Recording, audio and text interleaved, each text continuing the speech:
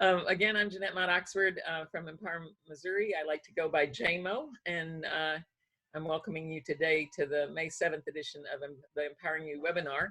We try to have a place where people can touch base during the legislative session every couple of weeks because things are always changing rapidly. And this year, things were a little weird, and we weren't sure if there was going to be a legislative session, but suddenly the legislators are back and all kinds of things are happening, which I will talk with you about in the second half of today's webinar.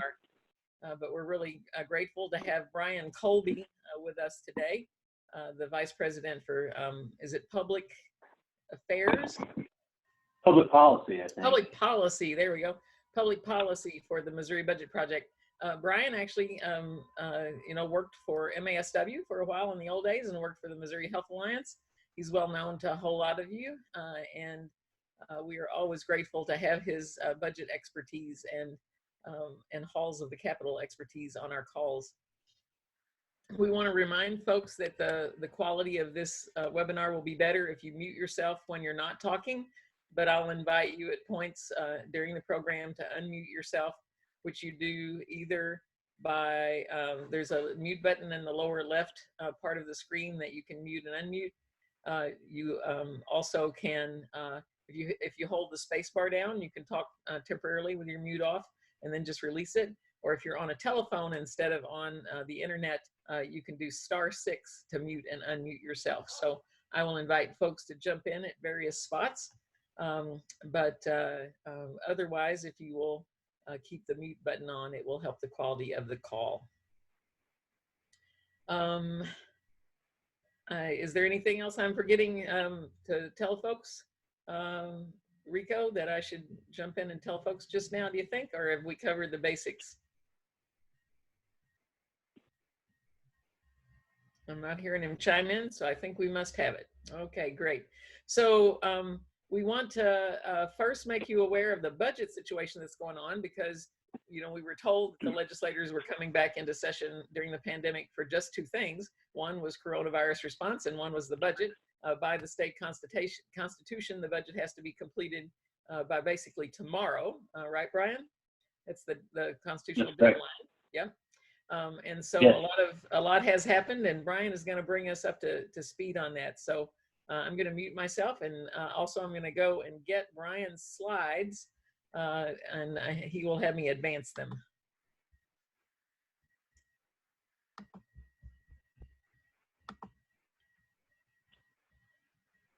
Okay, Brian. Can you everybody see the slides? Give me a nod, Linda, if you see those slides. All right, very good. Thank you. Well, hello, everybody, and I'm glad to be here today and seeing some familiar faces. And some of you, if you've been on other calls, have heard some of this information, and some of you haven't. But the budget project, of course, tracks budget as it goes through the process. And go ahead and advance the first slide. And we do presentations on how the budget is structured. And we always want to begin by saying that, reminding everyone, we talk a lot about numbers, but the budget's about people. This budget every year supports large numbers of Missourians, some of them vulnerable and young. And this is just a slide to point out how many kids are helped through K-12 education, how many folks are helped in higher education, how many kids we have in our system, Missouri's kids in foster care and adoption, and how many people are helped with health care and mental health, behavioral health issues, and child care in the state, and it's considerable. So when we talk about numbers, we always remember it's really about people. The next slide, please.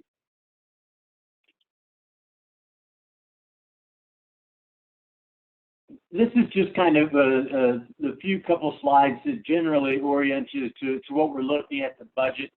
The state comes together, the legislature deals with the general revenue budget. That's the budget that comes from sales tax and income tax.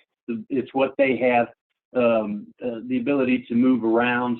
Then the full state budget is much larger. The general revenue budget is $10 billion. The state budget is about $30 billion.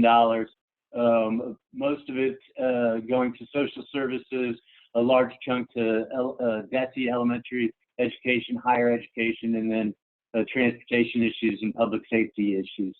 But this is just kind of how it's broken down. Next slide, please. But this is kind of where we start to get into the meat of what I want to talk about. What supports our budget? There's a large number of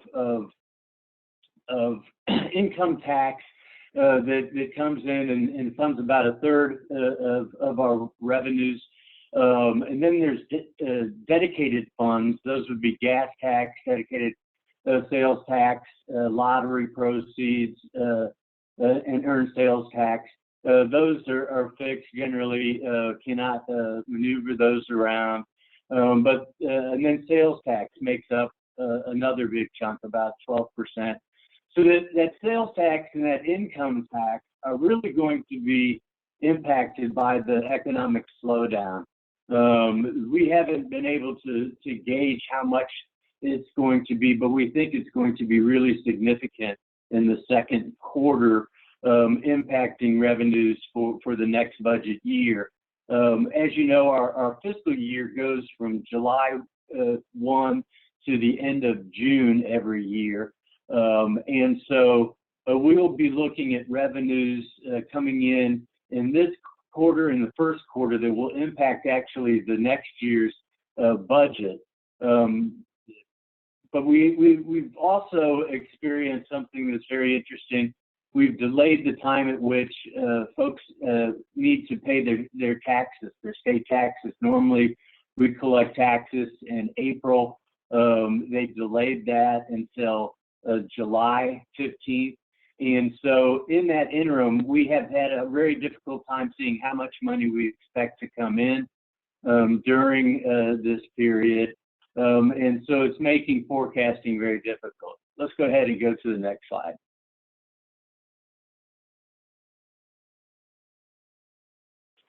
This is just another bit about what supports the budget. It's pretty much a third federal funds, a third state general revenue, and a third earmark funds. Next slide, please. One of the things that we need to kind of keep in perspective when we look at what's going on with the budget is that Missouri was already in a very precarious budget situation. In a very good economy that we had before the crisis hit, our budget general revenue growth has been very, very slow compared to other states. You can see that it's roughly 1.4% when other states were growing at much higher levels. That's because our tax system has been kind of broken over the years. And we've had many, many tax cuts, many tax credits, and no new real revenue increasing going on for the period of time, really since back in the 1990s. Next slide, please. You can see here, adjusting for inflation, just for the previous year, FY20, we weren't even really staying at pace with inflation compared to FY 2018. You can see that our general revenue collections were at $4.5 billion, but if you adjusted for inflation in FY18, it would be $4.58 billion. So we just really haven't been keeping up as we should, even before the crisis hit. Next slide, please. This is a slide that's not real easy to understand, but let me try to explain a little bit.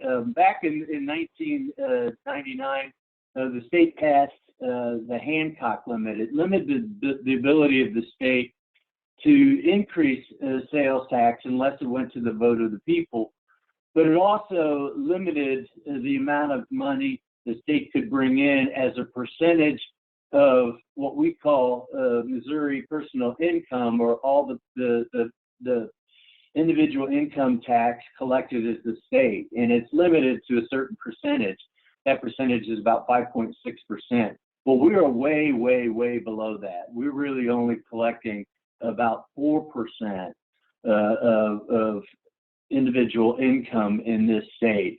And that's down way below what the levels the state was collecting, or if we're still collecting at the levels we were back in the 80s, 90s, we would have $4 billion more in our budget than what we have right now.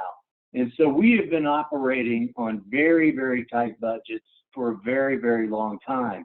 And that's meant that we have been cutting back money to go to vital services for vulnerable populations really for about 20 years now. And so we have very, very, very little leeway when it comes to our budget. Next slide, please.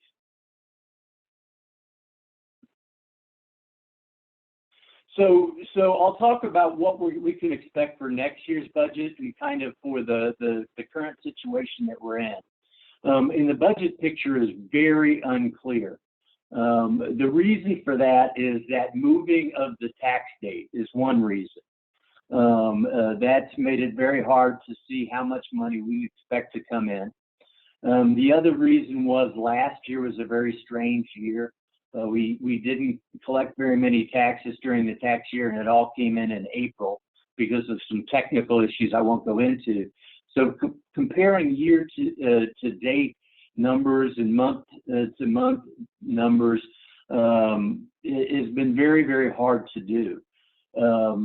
Compound that with the budget that the governor had proposed in the beginning of the year was already out of balance. It was probably somewhere in the area of $300 to $500 million higher than what was expected to be collected in revenues. So we were starting from an unrealistic point of view. And now that we have this crisis upon us, the legislature has come back and attempted to deal with the budget, but they have no idea how much money they're going to have to spend. We just have no good revenue estimate. But they're going forward anyway, and they're proposing some budget cuts. And in the House, they proposed about $700 million in FY21 budget. That's the next year's budget. And what they did was took the governor's budget and eliminated almost all the new decision items that the governor had placed in there. One of which was a 2% cost of living raise for state employees, plus about a 1% merit pay that was limited to some employees. So that has gone away, and we do not expect that to come back. There's been cuts to higher ed. The governor had proposed some significant increases to our four-year colleges and our community colleges. That has all gone away. And on top of that, there's been about a 10% across the board cut to higher ed. We don't expect much of those dollars coming back in. School transportation, this is in DESE and K through 12 education, has seen a significant cut to school transportation, school buses and the like, primarily hitting rural folks because their transportation needs are much greater. But there's a lot more flexibility within the K through 12 formula funding, and so most of the school administrators prefer cuts to school transportation and fully funding of the formula. That's what they've done so far in this budget. And then we've seen some cuts to the developmental disability community programs. These were some rate increases and some needed increases to that program. And I see Vicky's on the call. It can explain that better, but the House eliminated any of the increases in there. It was about $39 million and maybe a little bit more. The Senate came back and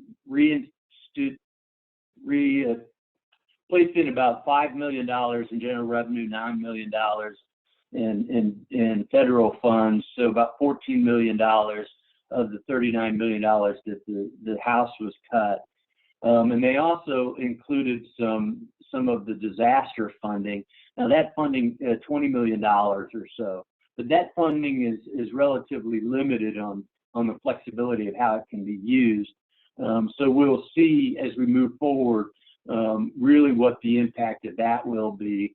That is a conference item, meaning that the House and the Senate do not agree. They're going to come in at 3 o'clock today and see where we end up with that. There are some significant differences between the House and the Senate on the budget, and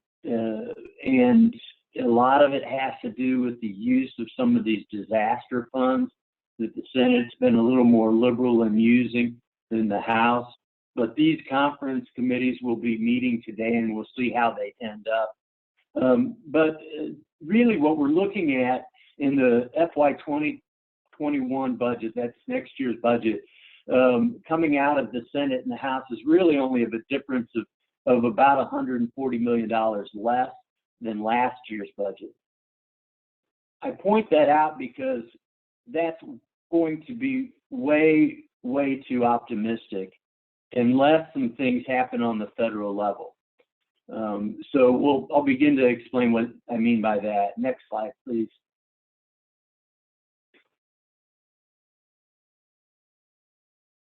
So the state did receive some support in the CARES Act, and some of these are calling these coronavirus 1, 2, and 3. There's been 3 federal bills that have passed, really about 3.5. They came back and gave some more support for private business that they did in the CARES Act. But in the coronavirus 2, the Family First Act, they provided some funding for states to deal with the disaster. And Missouri received about $2.38 billion in those funds, some of which went directly to 2 large counties, Jackson County, that's in Kansas City area, and then St. Louis County, that of course is in St. Louis, but does not include St. Louis City. So they received roughly about $400 million directly from the federal government, and the state received just shy of about $2 billion. That left out all of the cities in the state because they were not big enough to qualify for the funds, and only 2 counties, the ones I mentioned, received funds. Mm-hmm. So the state legislature quickly came in and decided that they would receive or provide some of these funds to go to all of the counties, with the exception of the 2 that got federal funding. So a good portion of this will go directly to the counties. And that was done before we'd received Treasury guidance on how we can use these funds. We've since received 2 sets of guidance from the U.S. Treasury that says how this money can be used. And it's very important that we point out that the funds cannot be used for non-COVID related expenses. The second set of guidance, we've gotten a little clearer what that means, but really it has to do with only expenses that deal with the disaster. Now, early on, we thought we were going to have a huge disaster, that we may need to set up field hospitals and prepare for a response much more like New York has had to do. It since does not look like, at least in the short term, that will be necessary. But really, most of these funds have to be somehow tied to disaster-related needs. And so, for an example, the $20 million that have been placed in next year's budget to support the developmental disabled efforts in House Bill 10, those would go to support residential units that have COVID cases or extra personnel that need to be brought in for COVID needs. Some of the support in House Bill 11 for nursing homes that comes from the disaster funding, those would go to nursing homes to support extra staff to deal with the extra requirements for nursing homes, or moving nursing home patients and stuff like that. It does not come in to supplant general revenue or to help with budget shortfalls. It really is pretty limited to only those expenses that are occurred because of the response to the emergency that's been brought on by COVID. And one of the big clear messages coming from the U.S. Treasury is that these funds cannot come in and support budget shortfalls or general revenue shortfalls that we expect to have here in the state of Missouri, very significant budget shortfalls. And this money that we've received, the $2.38 billion, cannot be helpful in that effort. It will be helpful in certain pockets. It will be helpful in certain ways, but it cannot supplant general revenue, cannot come in and support a budget stabilization. Next slide, please. So what can we expect for federal aid in the future? What can we hope for some aid to states' budgets? Well, Congress is in an impasse right now.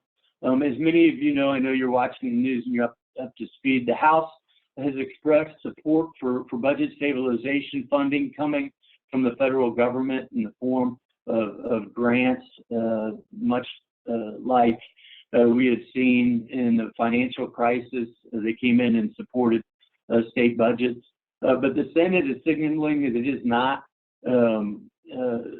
up for that. As of right now, you may have seen Mitch McConnell had mentioned that the states should just go the bankruptcy route. That is not a possibility for states. It's illegal. There would have to be a change of federal law to allow for states to go bankrupt. It would be disastrous, a disastrous thing for this country of states. It did have to go bankrupt. It would destroy the pension systems for state employees. It would destroy the ability for states to borrow at relatively reasonable rates. Their credit ratings would be disastrous. And so financing the needs of states going forward would be very, very expensive, into the future. So that's really just not an option. And so without congressional support for the states, what we would expect to see is severe budget cuts, severe budget withholds, and very large layoffs of state workers. So we really need to work together to urge Congress to get some support for the states and pretty quickly. Next slide, please. Looks like, Vicki, you got to go. Thanks for joining, and hopefully I was clear on some of the going on in the budget for DD. Okay, we'll be talking soon, I'm sure. So short-term and long-term, what do we expect? In the short term, we're seeing a short-term kind of cash flow problem with the current budget, and that's because we've moved the date at which we are collecting taxes from April 15th to July 15th. We weren't sure how much that would be. Our first estimate was $600 million. It's looking like it's going to be closer to $1 billion. So that's a tough situation. The good news is the money will be coming in July.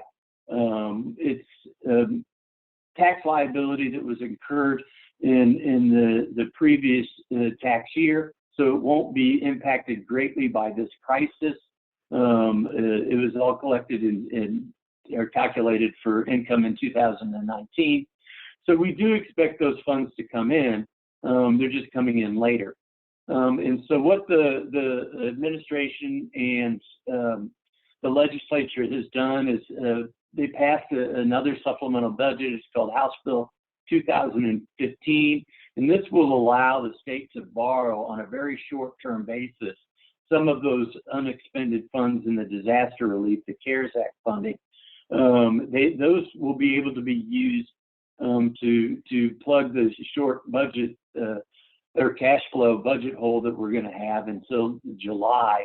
They don't expect it to be very much. They've allowed for as much as $750 million, but they really only expect to be about $150 million at the most, and it would be paid back pretty quickly after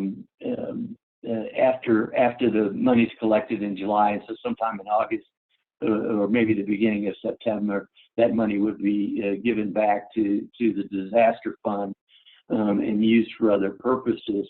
But our long-term budget need is undetermined, but it's going to be very, very large. Nationwide, the estimates over a 2-year period is that the states will need support of about $500 billion over the next 2 years. A huge amount of money, very significant. But by every estimate, and by comparing what happened in previous financial crises, this is a number that we have a lot of confidence in. It's kind of based on the work of the Brookings Institute and some others that have looked at what would be needed by states, and this is what we're advocating Congress to provide to the states. The National Governors Association is asking for this amount too, and we're really hoping that Congress comes in and lands on a number very close to this, because the need is going to be so great. We simply just don't know what the need will be in Missouri. Early estimates would have been compared to September 11th or 2008. September 11th, we would need about $900 million. That short-term revenue crisis was pretty short. It was kind of a V-shaped recession, meaning it was short-lived. Revenues went down and went back up pretty quickly. The 2008 crisis was a little more like a U-shaped recession, where the revenues went down, stayed low for a little while, and came back after a few years. We're expecting something more like 2008. The needs for the state in that situation was about $2 billion. We may need even more than that to support the budget, but we simply have no idea, because we don't know how long the recession will last and how deep the losses to state revenues will be. Next slide, please. So what do we know about what's going to happen with FY 2021 budget and where we are with the whole budgeting situation? I think what we're going to see is that the state will pass a budget. It will be out of balance, and it will be out of balance until we know how much support we will get from Congress, and we won't know that for another month or two, maybe not even till the end of August. We know that the Federal Reserve has stepped in to be helpful with short-term borrowing for the states. That's not really going to be an option for the state of Missouri, because we have a statute that won't allow for that. In most states, it really won't be an option, simply because it's too short-term, and most states are not set up to borrow at a short-term basis like this. And because the long-term budget problem is upon us, the short-term borrowing window is not as helpful as some had thought. Though it did stabilize some of the other markets. The Federal Reserve has stepped in to buy municipal bonds and state bonds, and that's really helped stabilize those markets, so we're not seeing interest rates rise very high in that area. But other than that, the Federal Reserve support as of right now probably is not going to be terribly significant. So we really need Congress to step in. And until they do, or when they do, we fully expect that the state legislature will have to come back for special sessions, maybe several special sessions, and deal with the actual reality of what we're going to be looking at for the state budget. Either we will be looking at significant federal help, or we're going to be looking at significant cuts to the budget. And the legislature may just allow the governor to do that, or they may come in with a special session and do that, or they may do a combination of the two. The next slide, please. So, there's not a whole lot of good news on the revenue side, with the exception of maybe we can pass what we call the Wayfair fix, or the collection of online sales tax. We think that would support general revenue somewhere between $60 and $100 million. It's not a lot. It's not going to be anywhere near what we're going to need, but it may be something that could help. We thought maybe we'd see it here in this legislative session. Does not look like it's going to happen. There's been some talk of a special session to pass this online sales tax collection, the Wayfair fix, but that will be seen. There's still senators that would like to give the new revenue back in a tax cut. I think that's pretty irresponsible, especially looking at what our budget's going to be like. But that's really only the one kind of bright picture on new revenue. I don't see the legislature raising taxes or figuring out any other way to support this budget whole in the immediate future. Next slide, please. One small way we could do that is the repeal of 509. It was a tax bill that was passed in 2014. There's parts of it that haven't been implemented yet. One is the LLC loophole. It allows people that file as limited liability corporations to get a 20% income tax disregard, meaning that they only pay taxes fully phased in on 80% of their income. It's an absolutely ridiculous, terrible part of Senate Bill 14. There may be some support on stopping that implementation. There's also parts of 509, that tax cuts that haven't been phased in, but nobody's really talking about eliminating those. Next slide, please. So after years of bad tax policy, we used to talk about how Kansas jumped off the cliff, cutting taxes hugely, and felt the immediate pain. We've been cutting taxes very slowly, and like the frog in the frying pan, we didn't realize that we've been killing our budget slowly and haven't jumped out yet. I think this crisis, we're going to see that frog jump. It's going to be hard. It's going to be really, really painful, and it's going to have to be something that we deal with. And so sorry to be the bearer of so much bad news, but I'm happy to finish here and answer any questions that you may have. Well, thank you. Shall we all take our antidepressant pill together right now? Are there questions for Brian?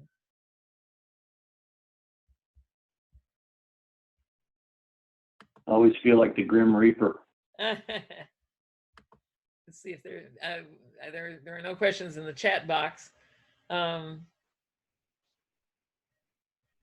Brian, yesterday the executive session on HJR 106, the work requirements for Medicaid, was canceled. Mm-hmm. Is there any update on that? Yeah, well, it looks like they didn't have the votes, and that's kind of what we're hearing from the speakers. That's good news. So as many of you know, there was a bill on work requirements. It also had a restructuring of payments for hospitals for out-of-state patients. It is kind of an odd thing that the sponsor of the bill, Budget Chairman Cody Smith, had included. It was kind of in consultation with Todd Richardson, who's the Medicaid director. And many hospitals, especially our children's hospitals, and some of our research hospitals, WashU and Truman Hospital, which takes on a lot of trauma from really regional, rely on a supplemental payment to the hospitals because the out-of-state payments from out-of-state Medicaid reimbursements are very, very low. So it's supplanted with only federal funds. There's no general revenue savings, but that was part of the work requirements bill.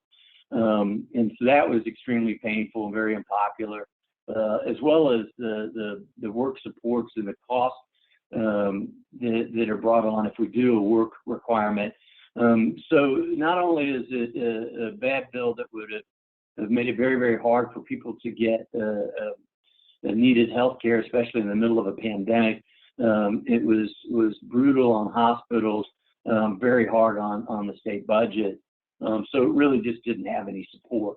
So we were very happy to see that probably didn't have the votes to even get out of the budget committee. And so that hearing was canceled, and we expected and hope that that bill just goes away.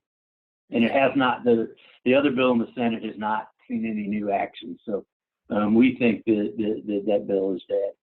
It can't come back, but we hope that it doesn't. Yeah, that is good, some good news. There's a question from Susan in the chat box saying, I thought you said CARES money could not be used for budget shortfalls, and yet we passed a bill to help with our budget shortfall? Well, no, it's complicated, and I apologize. It's a good question. It was unclear on what those funds could be used for until Treasury gave some guidance. So finally, they set out the first set of guidance saying, no, you cannot use it to supplant general revenue or support your budget shortfall.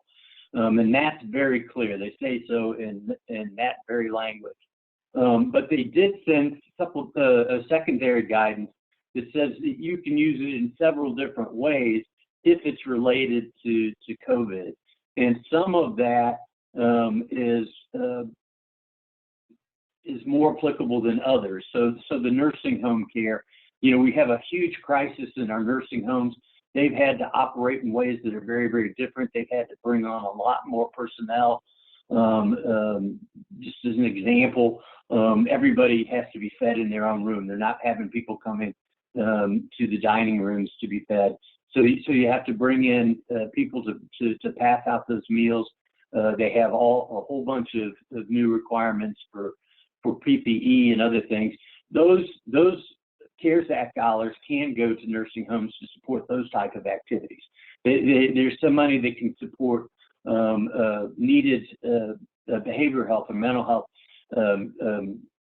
care that will be more. There's some help with the developmental disabilities community program and housing programs, residential help that can be used for those purposes. And then for some other purposes within counties, their health, public health efforts within the counties, some of that money can be used. So there's going to be a lot of use for those funds, but we can't just say because we're bringing in, $1 billion less in revenue, we can use $1 billion to support K through 12 education or higher ed or something like that. We can't just put it in the budget to support the budget shortfall. It has to be used for some purpose, and that's still very unclear. And the state and county officials are still worried that they will receive audits. And so the treasurer is trying to work with others in the state and get their brain around how we can use this and not have to be audited and have the federal government come back and take it back or claw back this money in some way. And so they've been hesitant on using the funds, and they're trying to figure out the best they can, the way they can use it. And so it has been placed in this budget, but it's pretty narrowly focused. Yeah, I think one of your slides said that they plan to borrow against it until the income taxes are collected. Is that allowed? That is allowed. When they first announced that use, it was unclear of whether or not it was allowed. But the secondary guidance coming from the Treasury seems to point to the use of those funds in that way. But they do have to be paid back. It's only short term, and so those funds would kind of come out of the state disaster fund, come into general revenue for a period of about 3 to 5 months, depending, and then would go back into the disaster fund.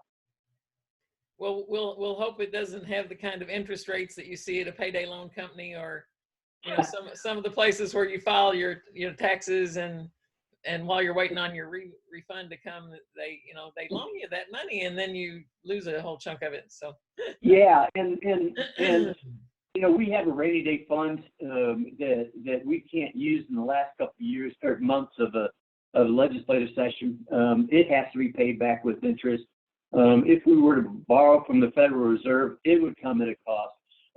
But the state believes that this would come at no cost, that they would not have to pay interest on it. They would just have to pay it back fully. And so that is a point of good news. And it was a good idea that the treasurer came up with, and Dan Hogg, our budget director, and I think Treasury kind of looked at it, said they liked the idea and included it in guidance. And so I don't know if that was driven by Missouri or driven by the feds, but we certainly announced it before the feds allowed for it, but it looks like it is okay to do. Okay, good deal. Are there any other questions for Brian?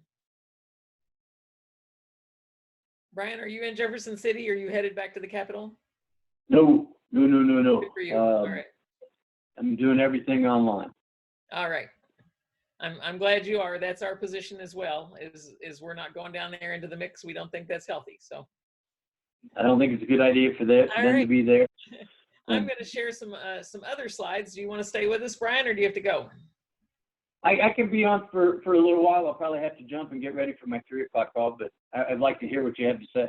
Okay, great.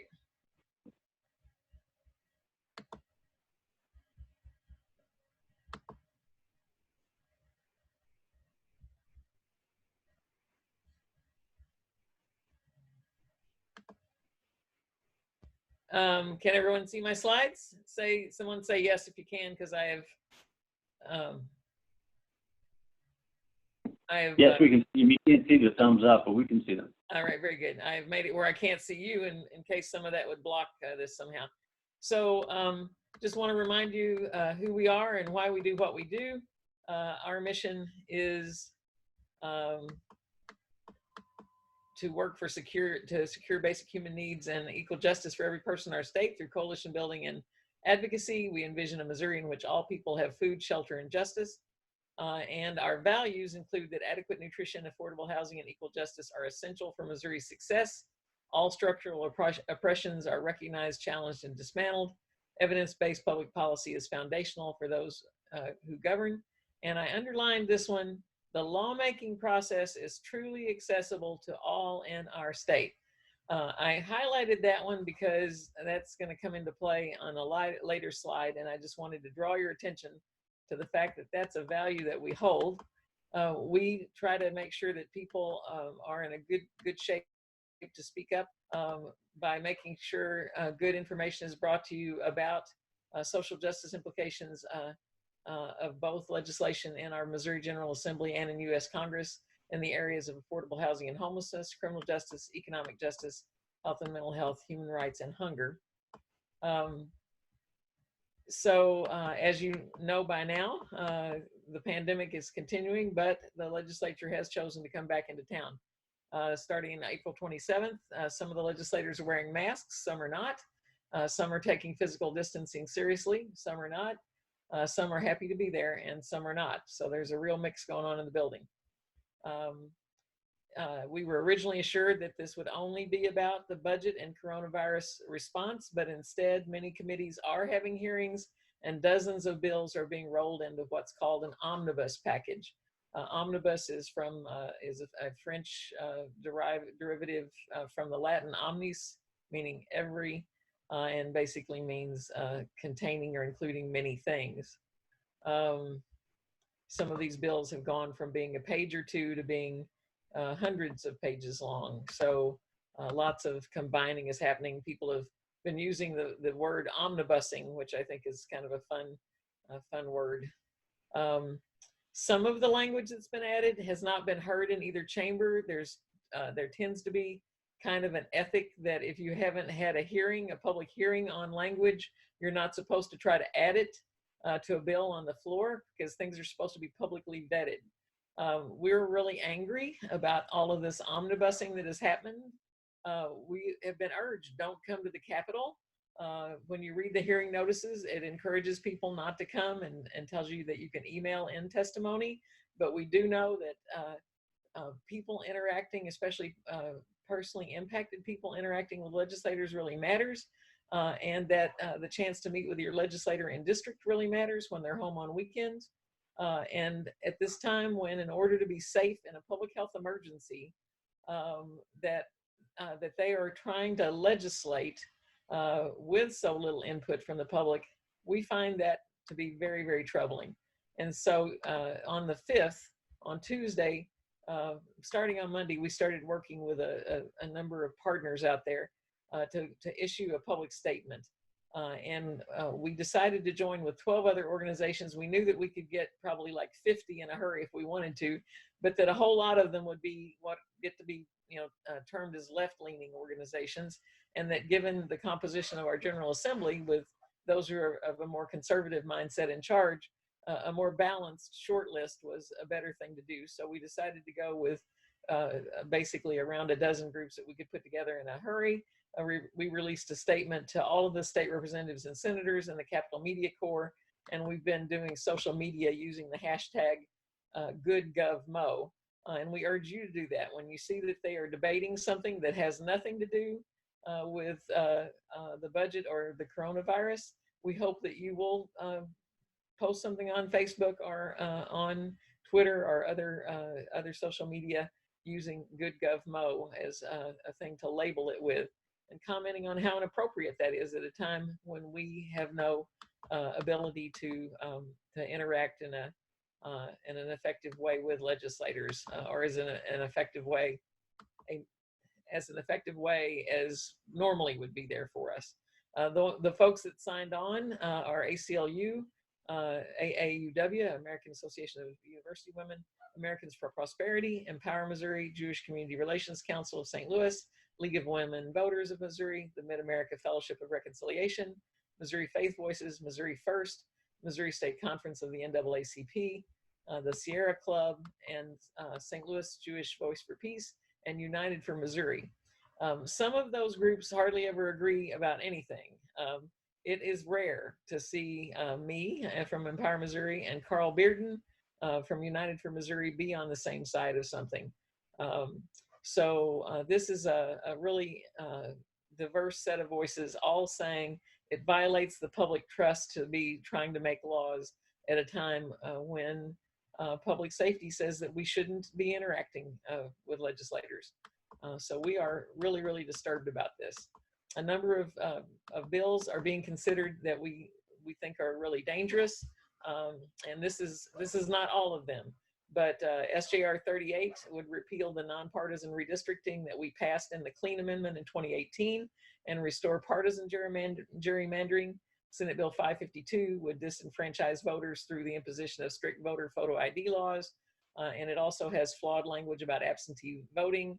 You still would have to get your absentee ballot application notarized, which wouldn't necessarily be a safe thing to do in a time of pandemic.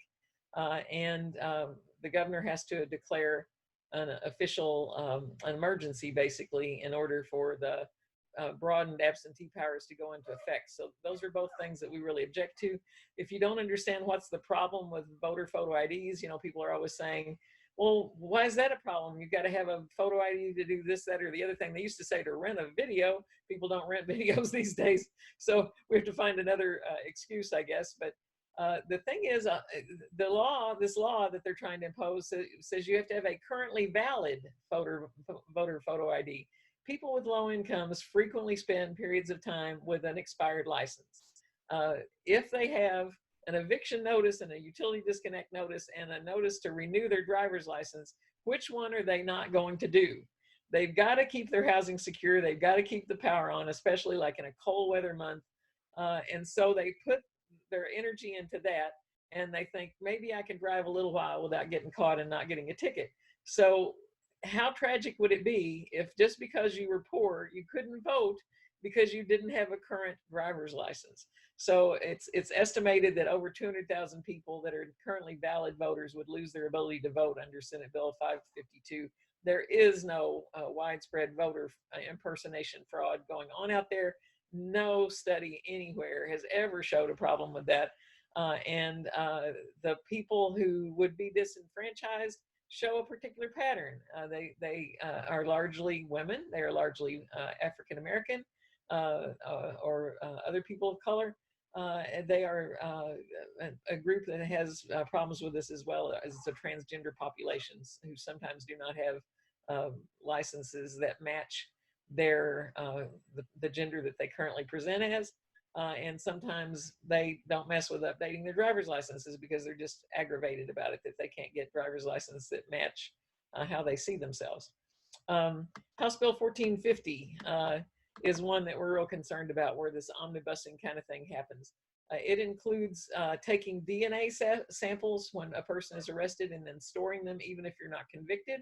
I think that has Fourth Amendment issues, which is illegal searches and seizures. It increases the number of hearings that would happen where a juvenile could be certified as an adult if they're arrested for armed criminal action. That's antithetical to the spirit of the Raise the Age legislation that we helped to win in 2018. And then it also erodes House Bill 192 from last year, criminal justice reform, that helped to reduce the number of crimes that had mandatory prison time and help to get rid of debtors' prisons. It would create new mandatory minimum level crimes, and it would restore a kind of debtors' prison. So that's a real concern to us. Well, that's now in conference, and we will be asking our criminal justice advocates to take action on that with the conferees. If you want to know what's going on with legislation, here's some places that you can look. Our website has a bill trackers section that you can find. If you look along the top bar there, you'll see bill trackers as something to pick among our resources. You also can go to the Senate website and the House website to find bills that came out of one of the chambers over to the other one and then had a bunch of amendments or substitutes happen. So those are some places that you can try to keep up. But we especially suggest that you watch for messages from us and join our Food Security Coalition, our Affordable Housing Coalition, our Smart Sentencing Coalition, our HIV Justice Coalition, if you want to know what's happening on some of this legislation. Now, turning from the state capitol to Washington, D.C., as Brian said, it's really crucial that we have another federal stimulus bill. Missouri's well-being depends a lot on that. The April revenue for April 2020 was 54% lower than a year ago. Close to 15% of Missourians have applied for unemployment. The governor announced $180 million in withholdings on April 1st and another $47.2 million on April 20th. Higher ed, K through 12 transportation, and the Department of Natural Resources for some water projects were among those that took big hits. And we clearly need some more federal assistance. We sent out an action alert to you about this on May the 5th.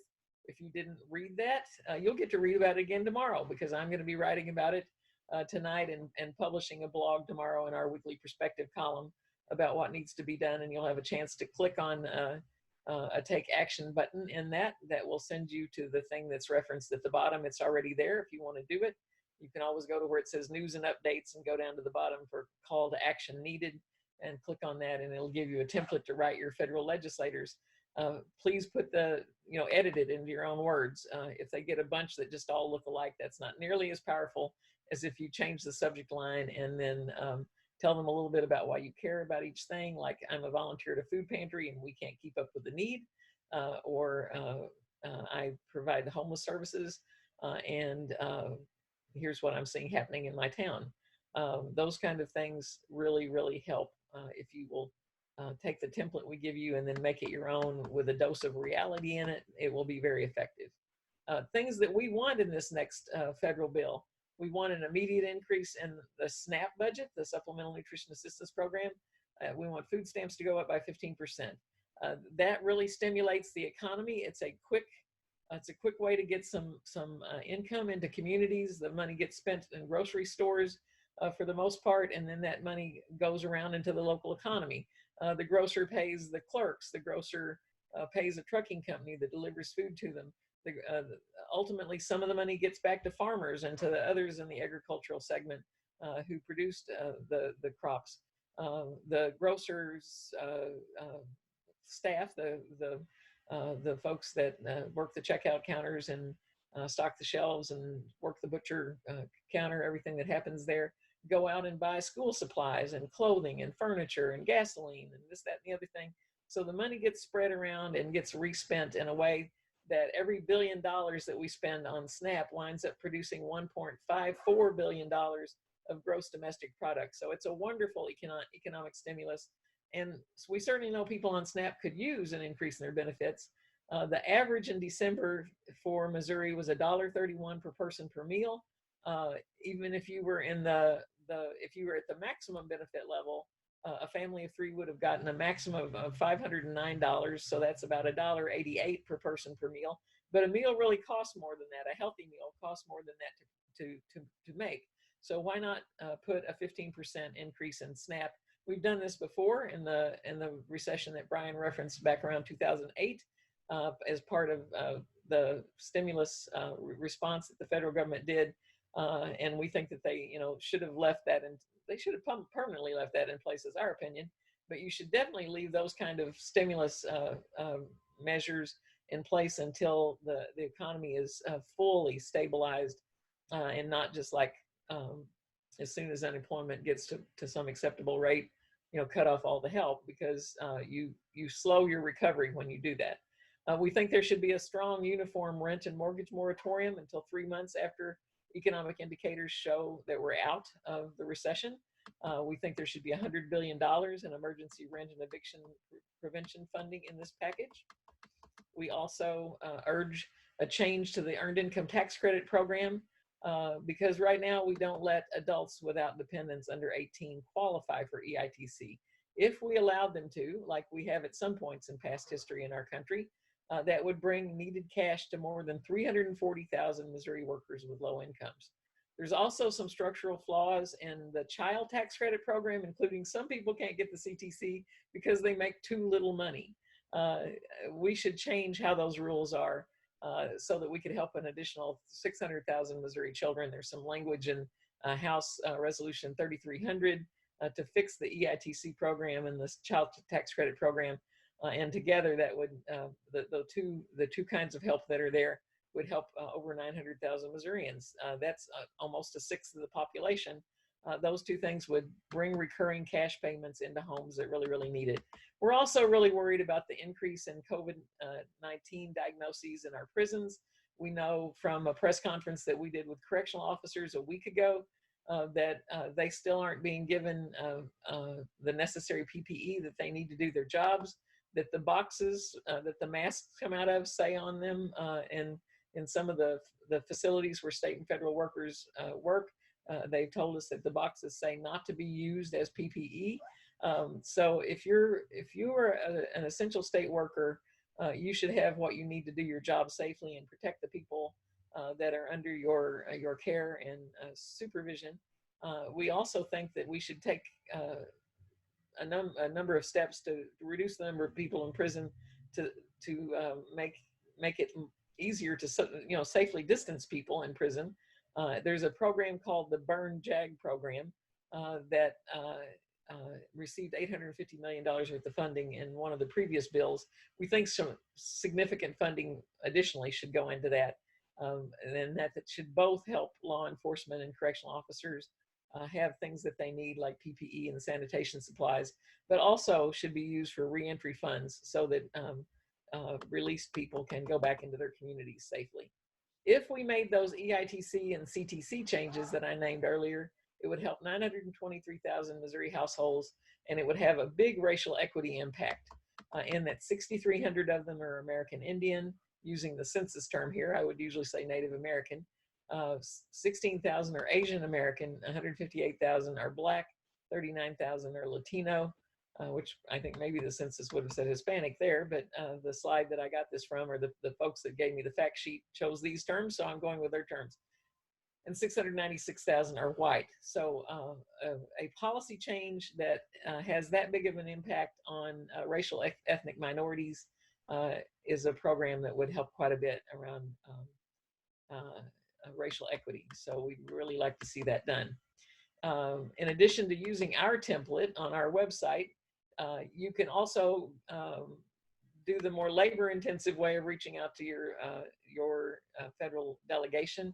If you don't know who all of us have that live in Missouri have Blunt and Hawley as our senders, but you could have a different, we have 8 different U.S. House members. So to find out who yours is, if you don't know, you can go to the state Senate website. They have a wonderful legislator lookup there that's very easy to use, and you can find those.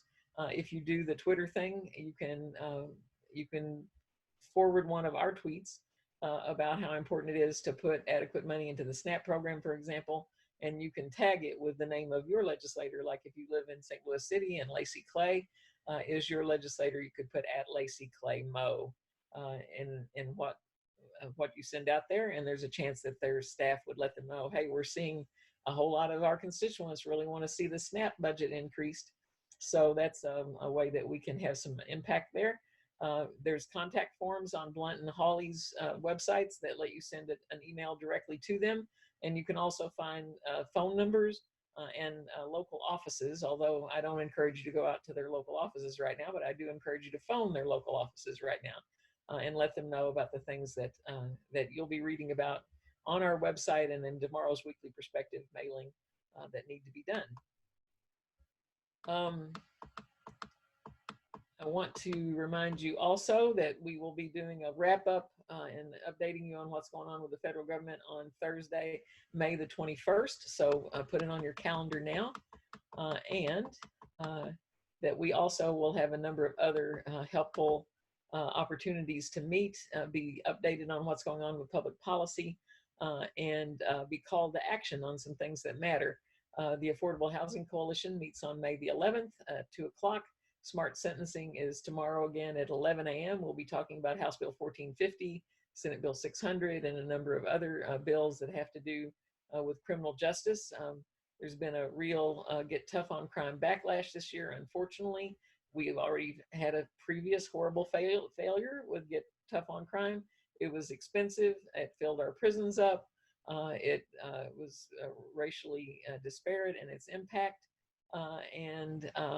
Just there's a whole lot of nonviolent criminals and elder criminals being held right now at a high cost to our state, and we ought to change that. So you'd think we'd want to learn and be smart on crime instead of tough on crime. Join us for that if you care about criminal justice. There's also a good educational seminar on the 21st at 3:30 to 5 called Black Women's Health, HIV, IPV, that stands for Intimate Partner Violence, in the criminal legal system. So we'll be updating folks, or educating in that, and regularly check our events tab for more things. That's how to reach me. Jeanette at Empower Missouri is my email address. Does anyone have a question for me?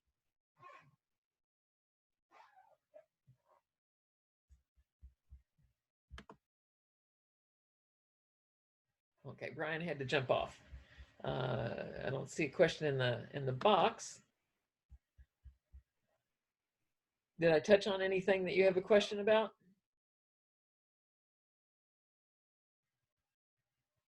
Yeah, you did for me. I was curious about the Clean Missouri Act, so I was glad for that update. Yeah. This is good information. I'll be sending the recording out to my newsletter list so they can get updated too. Excellent. You know, the thing to put the Clean Amendment is not totally passed yet. I think maybe we'll see that happen, the vote on that happen next week instead. Thank you, Miss Lobster. Good to see you. That's one of my neighbors there in Jeff City. We still have a chance to stop that, hopefully. If we can't stop it from going on the ballot, we'll have the chance to vote it down. But, you know, one of my concerns is sometimes people raise a lot of money and then they run TV ads that have a lot of misinformation in them. You know, often, basically, they'll put on ads. I remember an ad for a previous thing that we were going to vote on where it was when we were going to try to create publicly funded elections. Do you remember that back in the year 2000? I remember that. There were these ads where they showed senior citizens opening cat food, you know, implying that they were going to eat this cat food because they were so poor.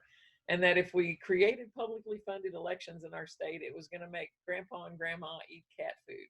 Well, there is no, there is no reason to believe any of that. But it got, the groups of us that were trying to create the publicly funded elections in order to reduce the influence of those that can write hundreds of thousands of dollars of checks to campaign candidates.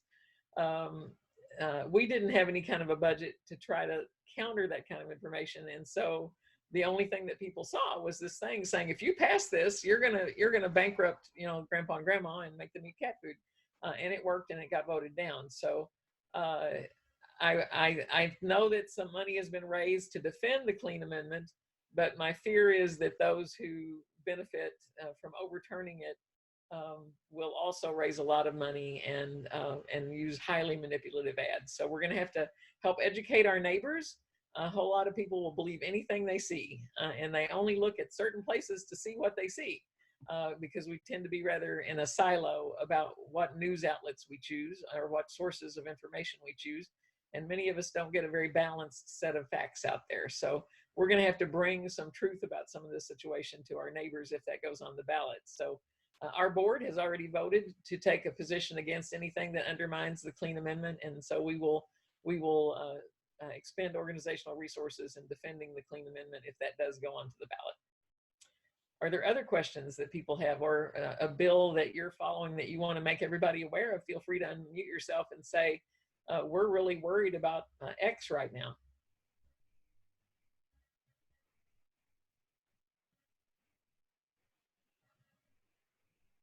Well, we have discovered that there are a number of stinkers out there, in addition to this House Bill 1450, where the raise the age and the mandatory minimum and debtor's prison situation gets worse. There's a bill that advantages payday loan companies. There is an attempt to increase profits for investor-owned utility companies.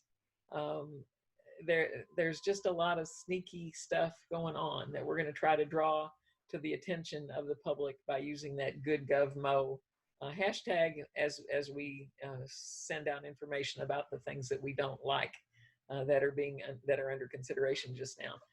I hope that Governor Parson does what he says. Basically, if he receives omnibus bills that combine a lot of topics, he'll study them carefully, and that he's vetoed things in the past that have a whole lot of topics in them. We would hope that he would not pass some of these bills that have some truly horrendous measures in them, but have something else in it that's good. Some of those bills that I've just named have some things that we like right in with the things that we don't like. We're not willing to hold our nose about the things that we don't like. They're that bad in order to get the other things passed. So we're going to be speaking up on that. We hope that the governor will be equally concerned. We do know that Missouri has this thing called the Hammerschmidt Amendment, that if you have more than one subject in a bill, there can be a lawsuit about it, and then the state would have to spend our precious and scant state resources in order to defend ourselves in court.